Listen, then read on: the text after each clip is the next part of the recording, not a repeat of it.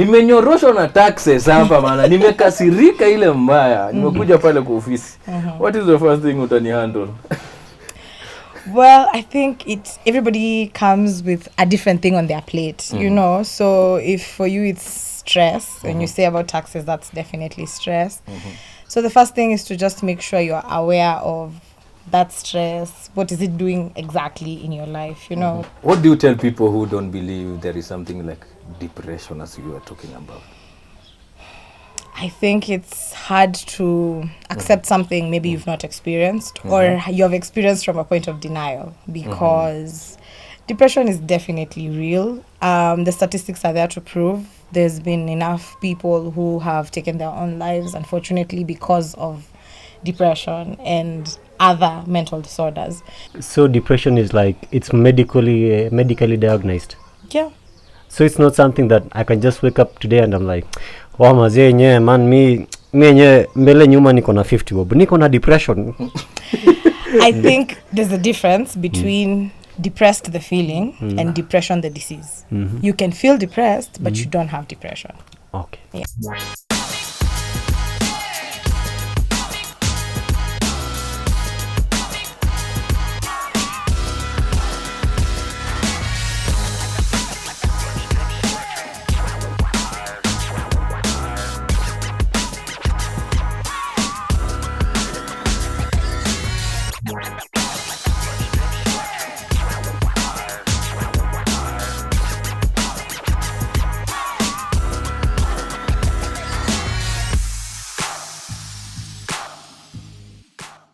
Yo, welcome to 369 Degrees. It's your boy Bobby Kings. Thank you so much for joining us today.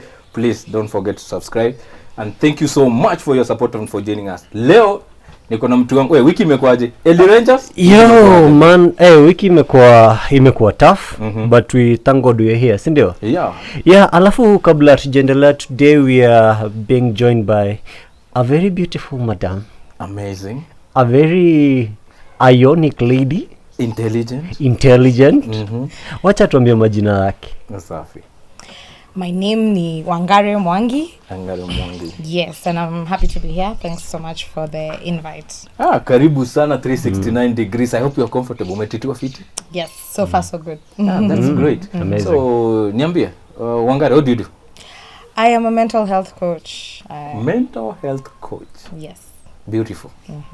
And I know we are going to talk about so much about mental today. Yes. So with which organization, or you work as an independent person? How does it work? I work with Stawi Camp for Wellbeing. It's an institution that just works on mental health for the whole family. Come again, the name? Stawi Camp for Wellbeing. Stawi Camp. Oh, okay. Yeah. So they deal specifically with, if you don't mind? They just deal with the mental well-being of the whole family. They have classes for parents, for teenagers, for small kids. So just mental health across the family. Across the family. Yes. Hey, mtu wangu, unakuanga na kichwa mzuri? Nauliza tu. Dude, yeye umetokea wapi? Nikuuliza tu. Kwani kuuliza ni shida? Okay, mimi kichwa changu ni mzuri. But just to ask, do you also do for kids? Unajua umesema mental health for family, so I'm just concerned. Pia watoi? Yes. So what do you talk about with children? We teach them how to control their emotions, how to deal with difficult situations, how to become resilient. Like, you don't want the kind of kids who give up easily. So those are the kind of tools we give them. How to deal with your anger, how to know when you're sad, what do you do, things like those. So is it like, what come in my mind, is it just like a talk? Or how does it work? Do you involve like maybe kuna toys or wherever? Juna, I am thinking of kids. How do you make them understand easily what they are dealing with? Or for example, a kid is mad. Unamfanya nakasirika ndio. How does it work? No, we actually use activities and games that have been constructed in a way that that lesson comes out of it. So we use recall. They have to remember a time they were very angry. What did they do? And then we analyze how that was not the right thing to do. And then we give them tips on something they could do differently the next time, so that the anger is not controlling them, but they're controlling the anger. The anger. Oh, so it's like anger management classes. Yes, sort. but for all emotions, not just For all anger, emotions. sadness, all of them. Joy. Even joy. Joy inaweza kuwa issue. Yeah, you've never seen like kids who are so excited, but now they're unruly. Like now the class can't go on. They're happy, but it's now causing fracas with everything else. All emotions have to be controlled. Okay, it's good to start small. Hapo wakiwa wadogo kumanaje. So what about the mature people? Mtu kama mimi niambie nimenyoroshwa na taxes hapa maana nimekasirika ile mbaya. Nimekuja pale kwa ofisi. What is the first thing utani handle? Well, I think everybody comes with a different thing on their plate, you know. So if for you it's stress, when you say about taxes, that's definitely stress. So the first thing is to just make sure you're aware of that stress. What is it doing exactly in your life? You know, like what is the immediate effect of you being stressed out? Is it that you're not taking better care of yourself or not taking good care of your relationships? Then we can move from there. It's a journey. You have to first figure out what's wrong and where do you want to go. Okay. Yeah. Right. Yeah, that's interesting. So umesema all types of emotions, right? Mi nimefurahi sana. I'm hyper. Nini? So how am I even supposed to manage happiness? Hiyo ni shada. I mean, you see, like right now we're on set of the podcast. Your happiness is still within the bounds of what is needed. Yeah. But imagine if you are so happy, you're knocking off the equipment, you're not able to sit down. So you kind of just need, a lot of times actually, we just ask them to breathe so that you can just come back into center and realize, okay, I'm happy, but I can be seated and happy. I can control the tone of my voice. Yeah. Wait a minute. Wow. So unataka kuniambia sasa ile mimi kwa nyumba na bambikanga maybe naona comedy show fulani nacheka nikipiga meza. You're in mental disorder, bro. No. No, it is not. No, it's okay because you see then you're just at home. You can be happy. You're not disrupting anything. That's the main point. And that's why I use the kids example. Sometimes it's church time, right? The pastor is preaching, but the kid is singing also. They're happy, but they're singing. It's just not the right time. Yeah. So, okay. Wow. I have another question. Kwa mtu kama mimi. What do you tell people who don't believe there is something like depression as you are talking about? I think it's hard to accept something maybe you've not experienced or you have experienced from a point of denial because depression is definitely real. The statistics are there to prove there's been enough people who have taken their own lives, unfortunately, because of depression and other mental disorders. So it's not something that is easy to accept if you haven't really experienced it. And then depression is also a spectrum. You know, there's the normal kind of depression all of us kind of get when you're broke, you know, or when you're just having a tough time. You kind of get a little depressed, but it might not be as serious as clinical depression. Clinical depression is somebody who, they can't even leave the bed. They can't take care of themselves. That's how bad it has gotten. So depression is like, it's medically diagnosed. Yeah. So it's not something that I can just wake up today and I'm like, wow, mazee nye, man, mi nye, mbele nyuma niko na 50 bob, niko na depression.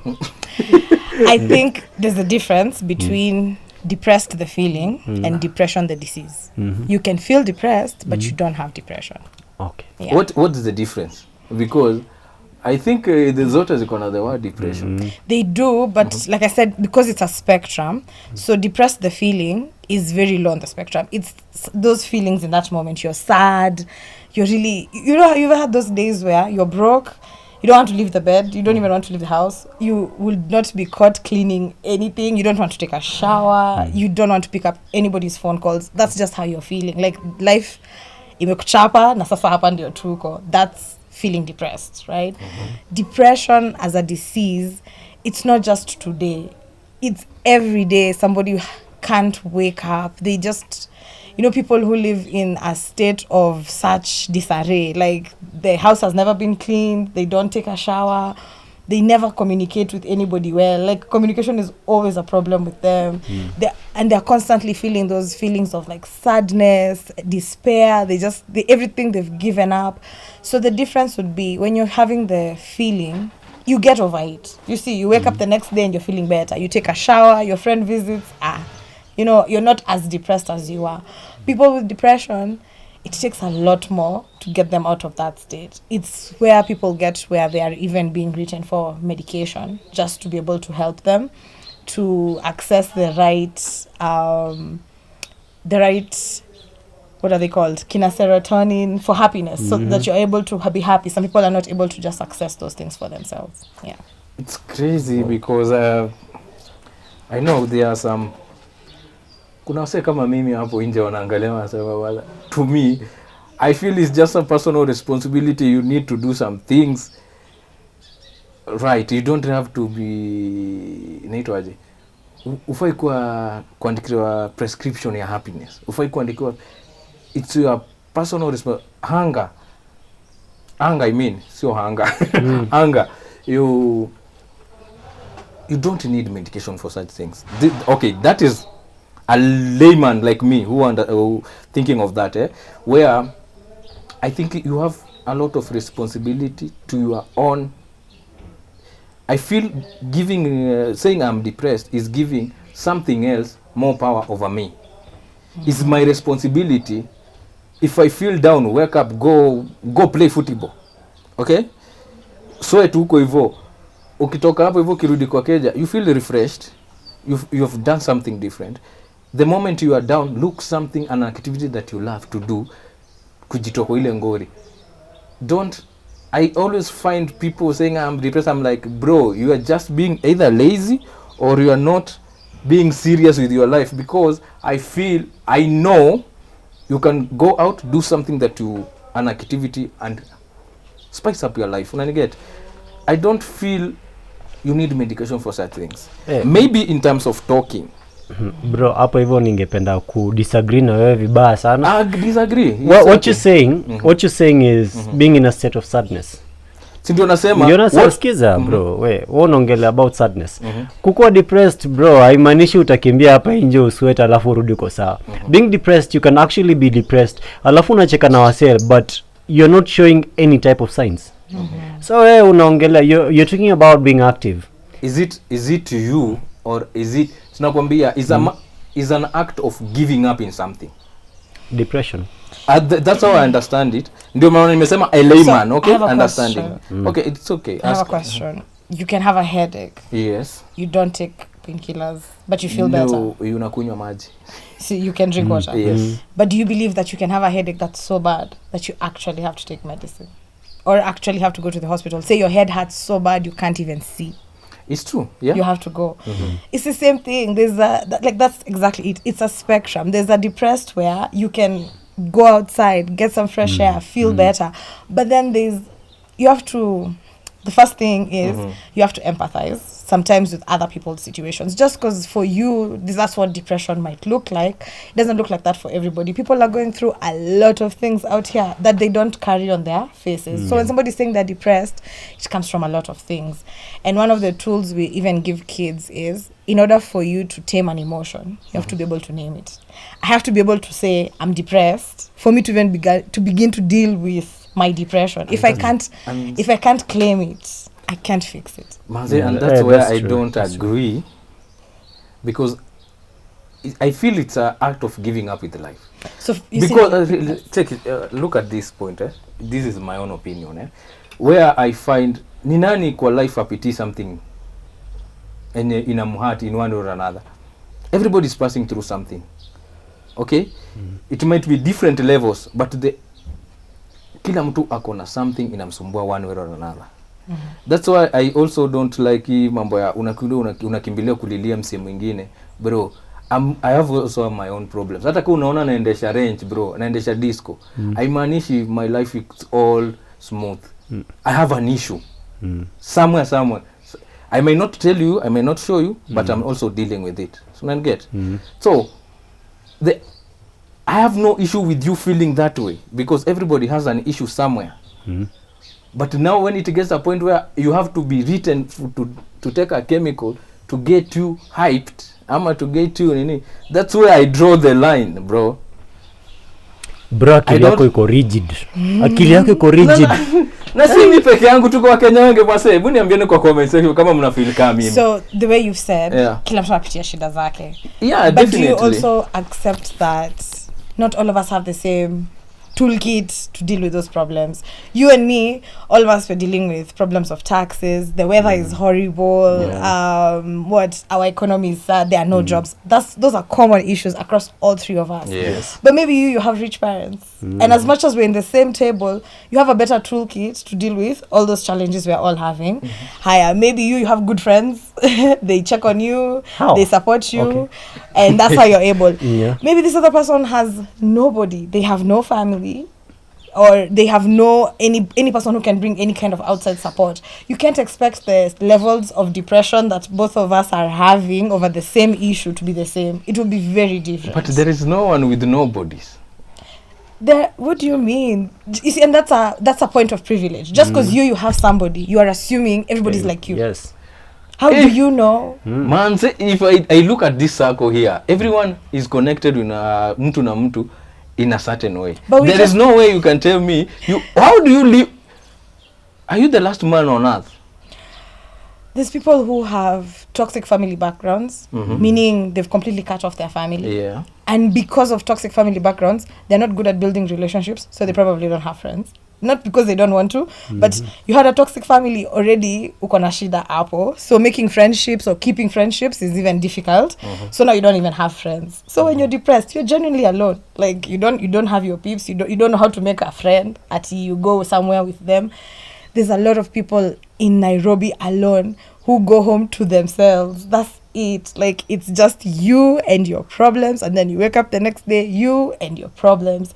And it's not because you want to. Sometimes it's there's things people have really gone through that have made it so difficult to even be in a community. You've been rejected by your church, so you find it even hard to connect with any other groups. You've been rejected you were bullied in school, you had parents who abused you. You can't deal with things the same. They won't be able to make friendships like you, or just get over things. Like there's a way you could have grown up where it makes it so easy for you to be resilient. Like the landlord closes your house, you can encourage. You have that inner voice. Your inner voice is very positive. It tells you, don't worry, next week tutakuwa fit, tutaget do, tutasort issue, tutamove on. Kuna mtu mwingine inner voice yake ni negative. Amefungia hivi hao inamwambia hata unajimada tu, we ni useless, utadu nini. Na lazima empathize na huyo mtu hana positive inner voice. Yeah, that's true. So issue here is the inner voice. What is we should be dealing with? Bocha nikwambie, it's not even a matter of inner voice. Because kama ongoja, the inner voice ndio inakuconvince on what we're doing, okay? So if you have a negative inner voice, most likely you will end up being depressed. That's what I'm thinking. Not necessarily just depressed. It can also make you very angry. People who are just angry. Melancholic by nature. All the time. Or just, it can make you an addict. Your negative inner voice makes you do drugs badly, without control. It doesn't just have to be depression. It could lead to even sexual deviancy. Those negative stuff. It leads to a lot of it affects different people differently. Different ways, yeah. You've something to say. Okay, I was saying something. Unajua most of us youths wenye tumekuja Nairobi, we are what is called burden bearers. Tumetoka huko hivyo nyumbani, maybe the background is not so good, so kuna a lot of burdens zenye ziko placed on us that even connecting to some of the people inakuwa ngumu. We kila wakati penye unaenda, you are just a burden bearer. Msee kazi yake ni kukudampia shida zake nini. By the end of the day, you are carrying loads and loads of weight for other people that you don't even have someone to tell about your weight. But do you have to carry other people's burden? Sometimes ndio nakwambia, it's not a matter of choice. Inakujanga tu. Bro, tuseme kwa mfano saizi you are having your family, ina depend kwako.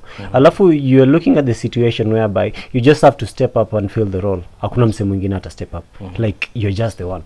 Kila wakati bro sina hii, my son sina hii, nini sina hii. Then you're meeting a circle of friends in which bado you're still the burden bearer. So inafikanga pali unaona tu ni kama wewe ndio utakuwa unabeba hizi mizigo after hii mizigo. So your point of success ina feeling ni kama you're trying to succeed for them, not even for yourself. So wakati yenye unapitia some situations, man, una feeling it like you're just all alone. hakuna mse mwenye anaweza kusaidia. Like kama uko kwa in a dark alley, uko hapo peke yako. There's no one who's coming to save you, it's just you and you alone, because wase wana depend sana kwako mpaka hata una lose meaning of life. And I think that's also like a form of people pleasing, because you know so you know, there are some parents, the only time they give you attention is when you do something good. When you pass your exams, your dad talks to you, he even takes you somewhere, but otherwise that guy never says much, or he doesn't show up a lot. So you grow up with those practices where you just want to please people. And one way of people pleasing is you're there for everybody. You're that friend. Like, it's a small inconvenience. You've shown up for this person. Your auntie needs 500. You've looked for it. Even if you're going to have to kill yourself to find it. You people please because you feel like that's the only way people will accept you. Like, you feel like, sisi kwa bishte yako, kama unisaidii. So, una go beyond uwezo wako, kunisaidia tu ndio niko rafiki yako. And those are like traumas. And that's why I'm saying everybody is so different. Hata ujui, like ile shida mtu anajibebea while ana show up hapa. Unaona tu beshte yako mwenye anapendanga kubaia wase vitu. And you don't even understand that there's something deeper. You see this person who keeps drinking and just being so reckless with their own self, and you're just thinking, this is an irresponsible person. Maybe this is a sick person. Like, kuna trauma ziko huko ndani zenye zinamsumbua, and that's why ana behave evil. I'm still trying to understand. It's okay, but people pleasing, I understand that part. Well, the part that they don't understand ni part mnasema. At what stage do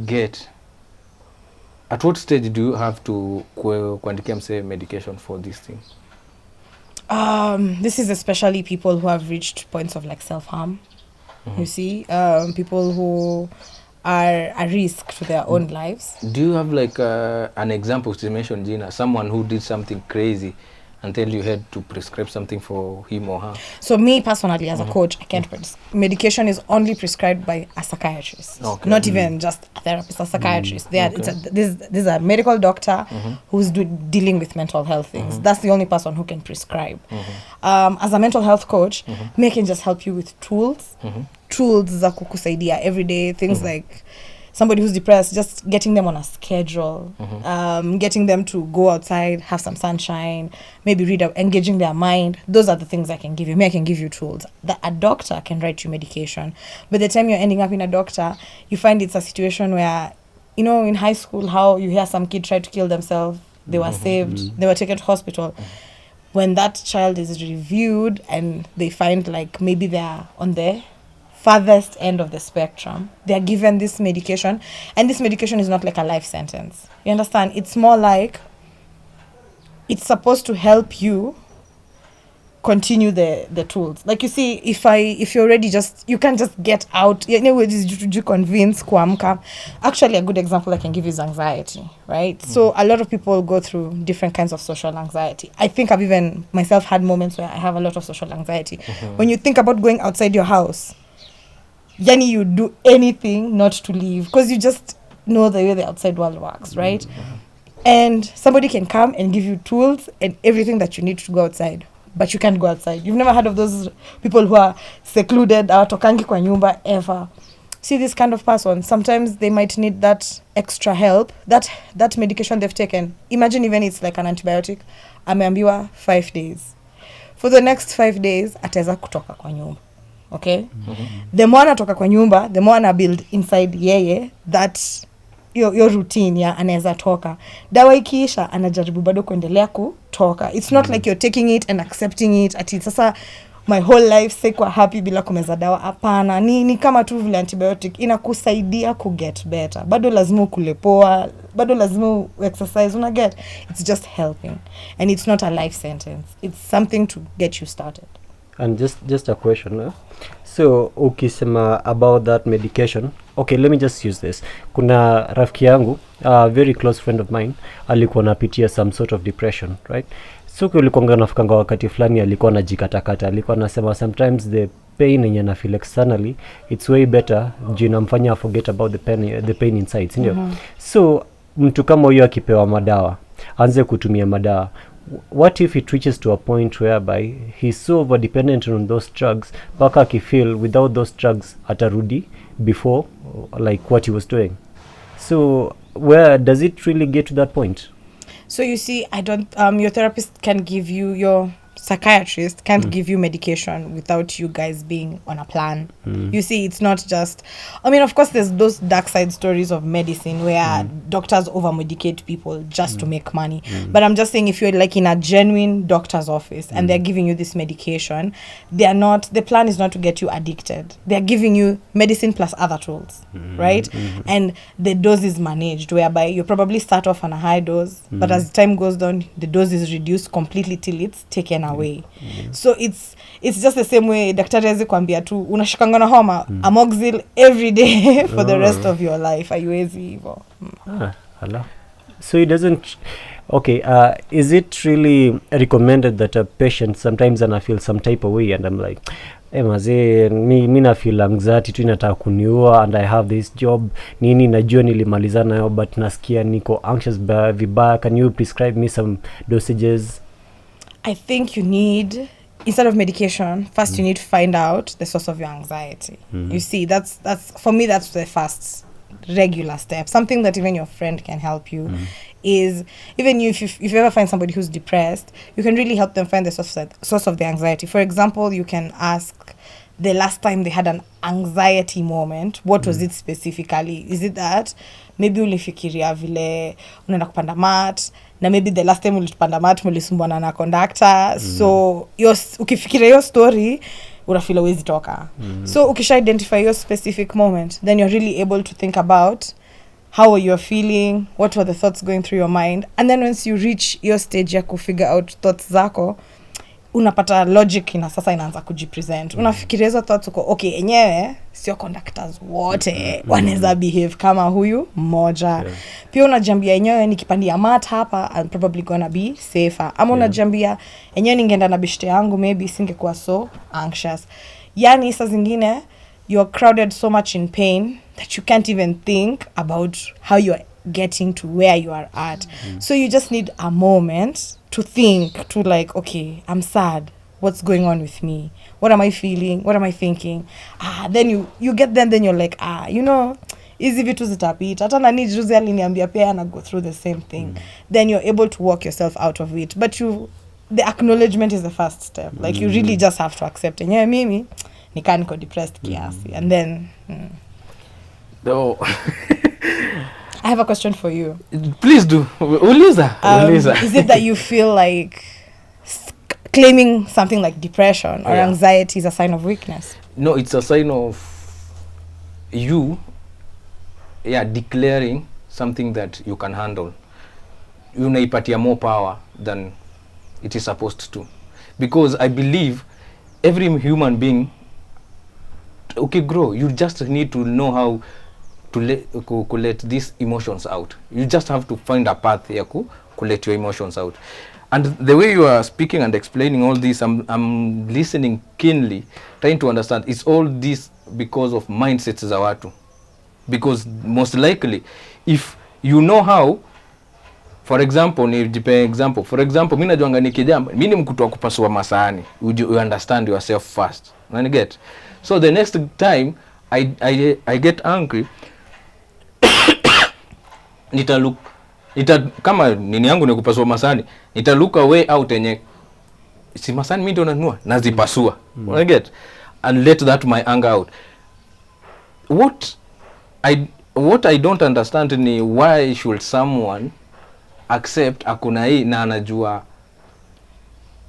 anafaa kuwa na a way out of this thing, because mostly ni emotions, and emotions they are there in day out. Today I feel happy, tomorrow I feel nimejam.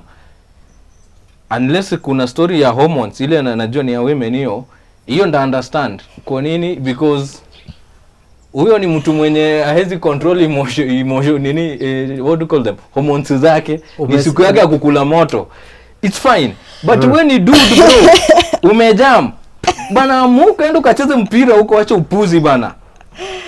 Okay. Ama si lazima ucheze mpira, enda ukaone movie huko, enda go do something, go visit a friend, cheza PS, upigwe ukasirike, utoke hapo nje, enda uone ball, do something. This is coming from a guy mwenye aliambiwa na msichana amtaki akatravel all the way to Garissa, so yes. I just need you to yes. think about it. It is true. It was a way of letting my anger out. Hasira yangu nilitoa in. So ulikubali uko na hasira? Yes, and I ulipatia hasira nguvu. Si ndio nakwambia, I was looking for a way out. So what if I was not there ati so nimekataliwa ni wherever ati nimeingia kwa duvet nimelala niko na depression ni juu wacha ujinga, toka nje, do something bana. That's just such toxic masculinity, first of all. There is nothing like toxic masculinity. There is. It's really giving toxic. Like toxic masculinity. It is, because there first you said, in fact, that you've already said something about hormones, and you already implied like hormones are a female thing. No, men do have. Lakini zile nimesema what I understand is the female hormone part of it. Unanigeta? Why is it that you understand the female part but you don't understand because male hormones? I have a sister and she sometimes she woke up ndio kwambia I have a sister and there are days she could wake up na amejam namuuliza ni nini, she doesn't have an answer. So after a few advices from here and then nikambiwa kuna siku anakumkanga akiwa na moods and I'm like okay, I will understand you because it's something you cannot control. It's not like I'm saying that out of Nikona issues na women. No, it's just the fact. Okay, so when your sister is having okay, as per what you've said, when she's having a hormonal moment, you accept that she can't control, right? No, and I did not say she can't control. Ako moody. Nimesema ako moody. And she has no control over it. I have no control. I have no control over that issue. Mwenyewe unajua ni kitu personal responsibility. Hakuna mimi siwezi kuwa depressed for Ellie. So pia yeye amke and enjoy the football. No, she should go and do something what makes her feel better. And her ni understandable. It's not it's a genetic thing. How do I know about that? Why are you assuming that men's hormones don't have any effects on them? They do have effects. Lakini sasa yako ikikuwa ati inakufanya ukasirike, uko na umama wewe. Kweli. Because kukua na umama is what? Kukua weak? No, it's not kukua weak.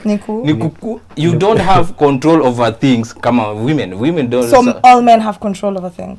Most of the men have control over things. That is the fact. Which is funny because... Do you know, like, suicides imefanyikia a lot of men? Because men promise something that he can do. A man will not tell you, nini, ndafanya kitu na akose kufanya. He will atasema, you know what? Bwana umenibo, nini, I will go and commit suicide. He will go and commit suicide. Because he has fulfilled, that is who a man is. Wacha nakwambia, a man is determined by the words zenye bonga. There is no man mwenye anakuanga respected for words zenye haezi fulfill.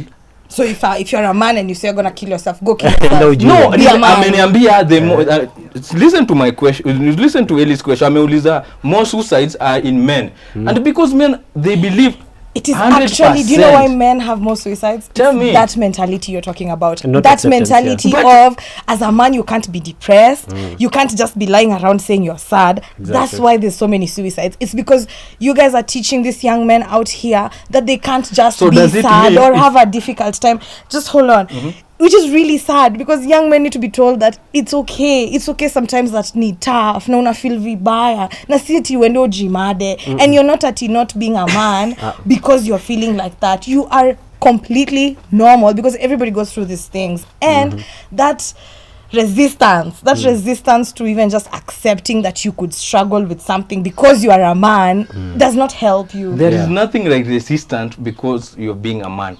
Men pass through things every single day. You're not the first man. So do women. Yeah, so your point unasema, does it mean women don't have depression? They do. Everybody then has depression. How comes there's only the men who commit suicide? It's not only the men. He said a higher number of men commit suicide. Wacha turudi tu for that a higher number. Why do you think the higher number of men commit suicide than women? Society does not allow for men to be depressed and get help. They just want them to be tough and go outside and play football when they're feeling sad.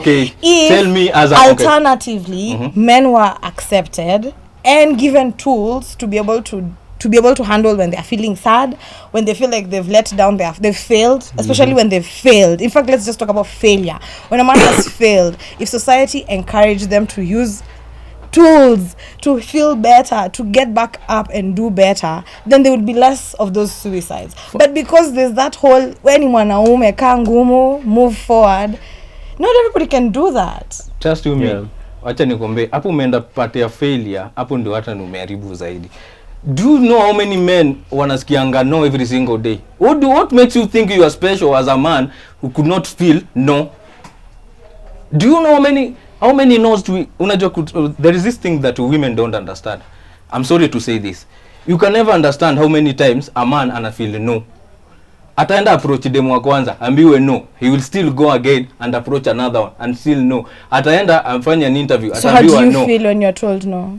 Bro, you wake up and move. Ndio nasikia you go to the next that's one. Not a feeling. That's not a feeling. How do you feel when a girl says, you come, you hit on me, I say no. How are you feeling? What do you expect me to feel? No, I'm asking you, how do you feel? Na feel vibaya. Vibaya ni kufeel aje, una feel sad, una feel angry. Name an actual emotion. Vibaya is not an emotion. Okay. Juu vibaya ni Kiswahili, wacha tuende Kizungu. You feel very bad. You feel very bad. Very bad is not an emotion. Okay, what is the emotion? Sad, angry, happy, excited, depressed, rejected, disappointed. Oh, rejected, bas. You feel like you're rejected. And when you're rejected, that makes you angry. Okay, if you say so. I'm asking you, question mark. Does being so, rejected make no, you not angry? to everyone. No, what about you? Does being rejected make you angry? Nimesikia so many no's until I don't have to. Please answer the question. You tell me no, I move to the next person. You get it? If I say no, you move to the next person. So it's not a matter of ati nasikia vibaya ama nini. Umesikianga watu ambao mimba sijui nasikia vibaya ndo kasijui kwako. Who thinks? Do you think the society will be lenient to men all because you feel bad? We're saying it should. Wacha nikwambie, that's a fact. It will never be that way. Society doesn't work evil. You know, there's a time society didn't allow women to vote or wear trousers, but now those things are changed. Yes. So change is possible. Change is possible. So you have to first by changing the mindset. Of who? Yours, for example. You and the percentage that you represent. Of who? Trust you me, there is a lot of things to learn. Well, okay. That has been intense. So nikuulize, at what age do actually unaweza leta mtoi anze kugaidiwa hivyo? Because mimi naweza kuwa na mtoi wa mwaka mmoja and I'm like, mtoi ananisumbua sana, so nikulete. So if your child is under 4, the class will be for you. So you come to class and you're given the tools to help your child as they're dealing with their emotions. As for Stawi Camp, from 4 years is where we have classes for kids who are starting from 4. But under 4, most of the times the parents are the ones who attend the class, because the class already gives you the brain science of kids and how to help them with their emotions. Yeah. Whoa. Oh, wow. Okay. So guys, I think there has been an interactive segment, and if you have questions for Wangari, I think you should just comment down. Uko na social media handles zenye mtu anaweza kupata akiwa na those type of questions? Well, yes. For Stawi Camp, the social media handle is Stawi Camp for Wellbeing. Myself, it's Wangari Mwangi _5 on Instagram. On Instagram. Yes.